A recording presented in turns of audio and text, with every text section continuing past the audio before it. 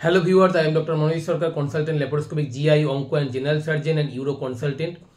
Today's topic of discussion is on inadvertently use of topical steroids.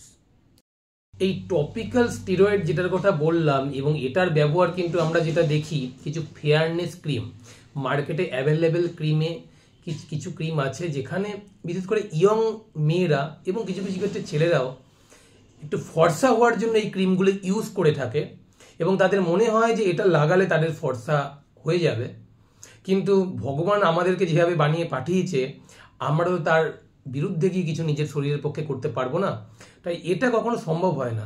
যেটা দেখা যায় সেটা হলো এই স্টেরয়েডের সাইড এফেক্ট। বেশ কয়েক মাস লাগাতে লাগাতে পরে কি হয়, পেশেন্ট আমাদের কাছে যে সমস্যাটা নিয়ে আসে বলে যে সূর্যে বেরোলেই গাল লাল হয়ে যাচ্ছে এবং গায়ের জায়গাটা কিরকম চাকা চাকা দাগ হয়ে থাকছে এবং সেখানে ইনফেকশন দেখা দিচ্ছে। এগুলো কিন্তু এই কন্টিনিউয়াস টপিক্যাল স্টেরয়েড যুক্ত যে অ্যাভেলেবেল কিছু ফেয়ারনেস ক্রিম বলে মার্কেটে বিক্রি হয় সেগুলো দীর্ঘদিন ইউজের জন্যই হচ্ছে।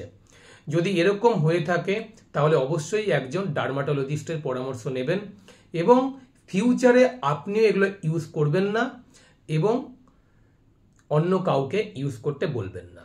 ধন্যবাদ।